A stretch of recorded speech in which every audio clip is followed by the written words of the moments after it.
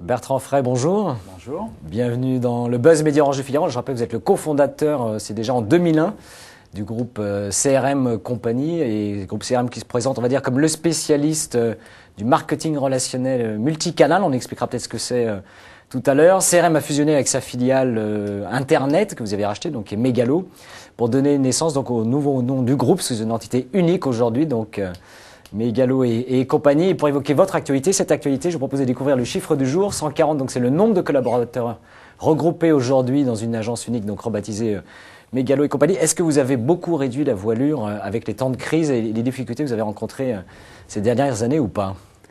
Alors effectivement, on repart avec un Megalo et compagnie pour accompagner nos clients dans cette ère digitale. Et on se rend compte que ces clients sont un peu perdus, un peu déboussolés.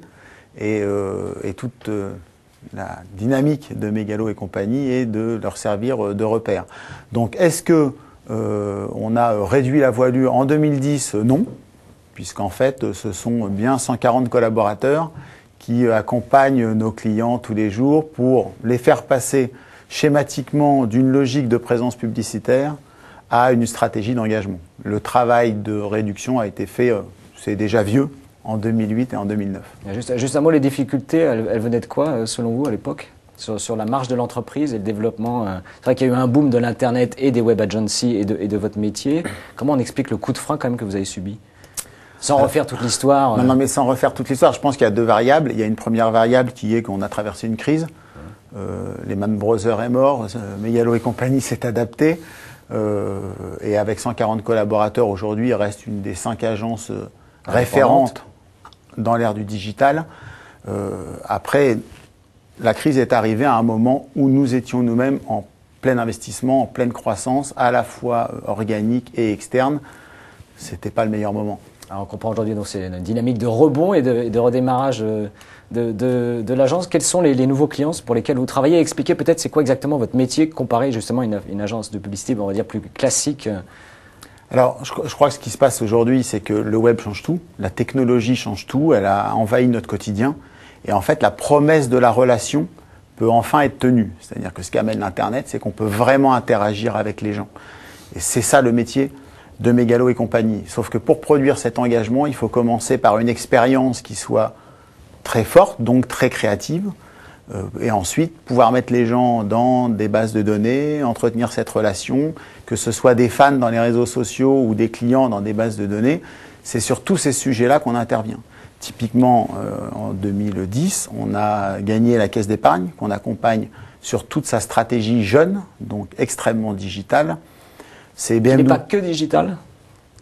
Pas uniquement, mais le dispositif digital sur une population 18-35 représente un gros morceau du sujet, effectivement. BMW qu'on accompagne dans toute sa stratégie relationnelle mobile, donc comment je fidélise mes clients autour de la notion de mobile. C'est Yves Rocher dont on refond toute la plateforme relationnelle avec beaucoup de technologies, puisque c'est ça aussi un des grands changements aujourd'hui, ce que connaissent bien les marques, c'est que produire des expériences intéressantes, gérer la relation, ça sous-entend une excellence technologique. Alors on parlait du rebond, vous avez annoncé donc sur le premier semestre une augmentation de 11% à plus de 7 millions d'euros de votre marge brute et vous avez renoué également avec les profits, les perspectives sur la fin de l'année où on voit globalement l'ensemble des groupes de communication ont rehaussé leurs prévisions annuelles. Alors on a effectivement sur un bon trend. On a effectivement fait un bon premier semestre et c'est rassurant vu les difficultés qu'on a connues précédemment. Le second semestre, on l'a attaqué avec un positionnement très clair d'agence digitale, avec une organisation calée vraiment sur comment mettre en œuvre toute cette transversalité entre un produit créatif et le pilotage de la relation, et pouvoir offrir une vraie boussole à ces annonceurs qui, autour de la grande notion de la communauté des réseaux sociaux, se posent beaucoup de questions. C'est des questions qu'on nous pose tous les jours. Comment je suis présent dans les réseaux sociaux, comment j'anime mes fans, comment je les fais devenir clients et comment je mesure la performance de tout ça. Parce qu'il y a des gros sujets. Sur les résultats concrets, sur l'efficacité. Absolument. Et alors, vous m'avez pas répondu sur les résultats à venir, sachant que vous ne publierez qu'en 2011, en effet, l'ensemble de l'exercice. Et donc, on répond à ces questions de tous les jours, qui font que le deuxième semestre, on le voit de façon sereine et que je vous confirme que 2010 sera une année de croissance et de rentabilité. Je ne peux pas vous donner de chiffres, comme vous le savez. Donc c'est une promesse aussi pour vos actionnaires, parce que je rappelle, en effet, vous êtes en bourse. En un mot, rapidement, la bourse aujourd'hui, c'est un inconvénient, un avantage quand on traverse, en effet, des marchés chahutés? Ça a été un très gros avantage. Ça a permis à CRM Company, quand on s'appelait CRM Company, d'être visible, de se développer. Nos actionnaires ont répondu présents dans les périodes difficiles.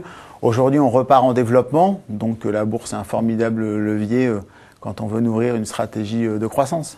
Eh bien, Bertrand Frey, merci. Merci d'être venu dans le Buzz Média Orange Figaro et nous retrouvons dès lundi avec un nouvel invité. Merci encore et très bon week-end. Merci à vous.